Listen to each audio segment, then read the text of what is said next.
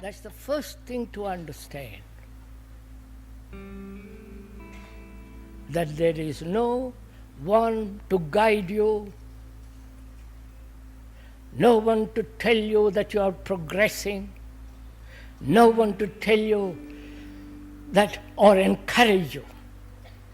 You have to stand completely alone in meditation.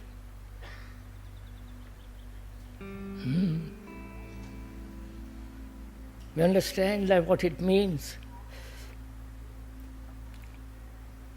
And you can, and this light can only come to yourself when you understand or investigate into yourself what you are.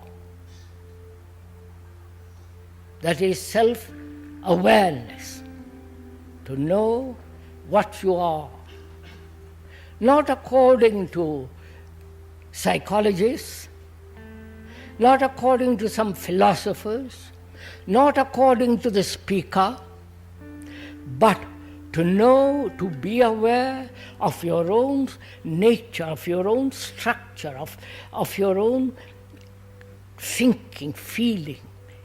Find out the whole structure of it. Therefore, self-knowing becomes extraordinarily important. Not the description given by another, but the actually what is,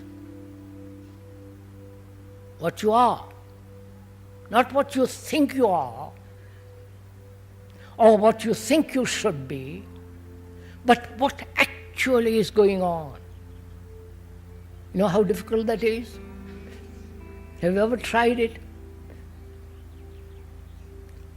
To be aware actually what is taking place inside the skin, as it were.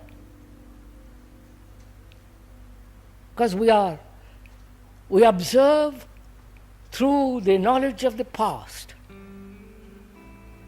right? Through what you have acquired as an experience or what you have gathered from another. With that knowledge, you examine. Therefore, you are examining yourself from the background of the past. Therefore, you are not actually observing what is. So there must be freedom to observe. And then, in that observation, the whole structure and the nature of oneself begins to unroll. You're following all this? Please give, for this morning at least, an hour's attention.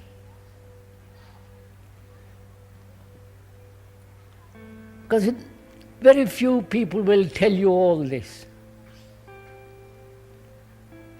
Because they have self-interest, they want to form organizations, groups, you follow the whole structure of that business.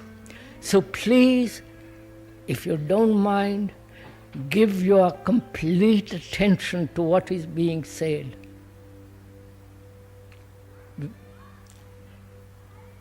So to understand oneself, there must be observation. And that observation can only take place now. And the now is not the movement of the past which observes the now.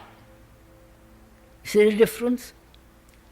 I can observe the now from the past, from my past conclusions, prejudices, hopes, fears, and all the rest of it, which is the observation from the past,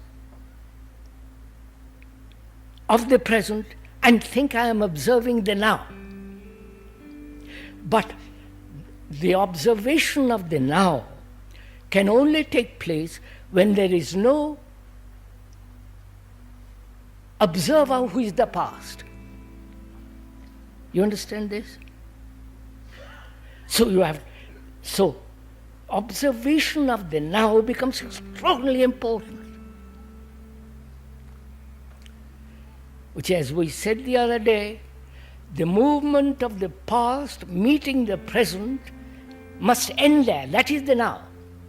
But if you allow it to go on, then the now becomes the future or the past, but never the actual now. I hope you understand all this. So this whole thing is a hall of mirrors. This is a place of reflections where shadows are cast.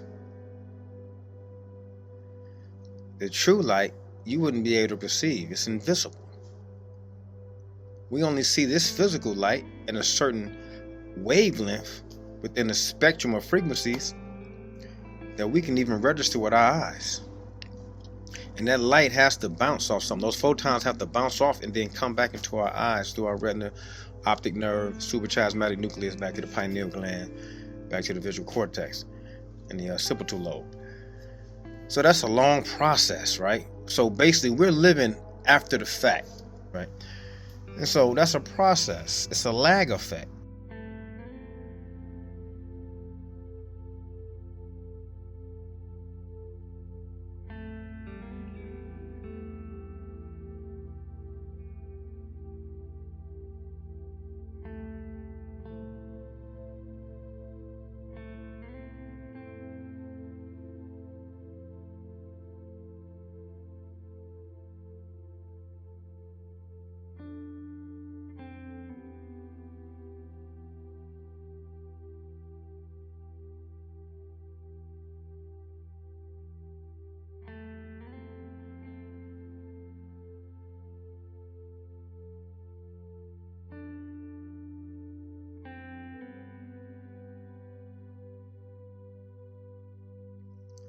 So that's why they get you to live in the past. Most of this is living in the past. Everything people talk about is the past, the good times, the bad times. Like I told you, once you go through that dark night of the soul, and go through that internal angst, you come out of that, the world hasn't changed. You have removed all the bullshit veils they have placed upon you. You become more of who you are. See, being pure means taking out the shit that was added to it. All the indoctrination, tradition of other people who might not have had it all the way right. Just like me, I don't have it all right. Nobody does. I got it right for me. That's the point. See, my way is my way. Your pace, your race. We can do the same thing and get different results. It's all about what your intentions are. But the middle plane is where everything happens. All energy must go through the middle plane. It can't go up or down unless it goes through the middle plane. Or should I say the inner, right?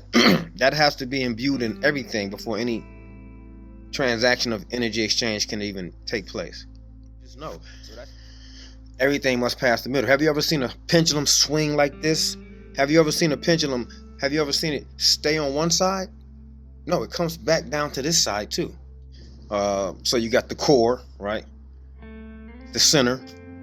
Let's get to the heart of the conversation. Let's have a heart to heart. They don't say let's have a head to head. They say let's have a heart to heart, not a head to head. You get that? So everything is centered, man. Even in the chakra system, you got the 7 major chakras that people know about. And the middle one is the heart chakra, which is the green, and right above the solar plexus, which is the yellow. And then you have the blue, which is the thyroid. And so this one is where you come from the depths from down here all the way up. And when you get to the heart chakra, you basically cross into the planes of the upper echelon, right? So you're purifying. You've got past all of the low vibratory, or should I say survival-based things, you know. The need to be loved, food, affection, procreation, you know, all of those things, right? The physical parts, working and secure living, those are the lower 3 chakras, you know. They're not bad. It's just you rise up to when you get to the 4th, which is the heart. I think it's the anahata in some tradition, Hindu tradition. But yeah, so that's the gateway. This is the gateway. The middle is always the gateway. You get it? So you always want to stay in the, you don't want to have to pick sides, because from the middle, from this side, I can see down all the lower levels and I can see up to the higher levels. Yeah. And so basically, you get to the heart level, now you're open up to shed some of the egoic tendencies and patterns that you had picked up for survival and for everything you needed for the ego to be, should I say, confirmed and validated by society so it can maintain its rule over you. So yeah, man, work from the heart and up. At least if you can't move past the heart, just stay there for a little while, That's where all the self-love, self-pain, all the healing is going to happen there. That's where the grief is at. The grief is not in the head. The grief is in the heart. So the heart can weigh you down. That's why you say your heart needs to be lighter than a feather. I think it was written on the side of one of the temples in Egypt when they had the feathers sitting on the scales of Mayat. Mayat means balance. She also represented the heart too.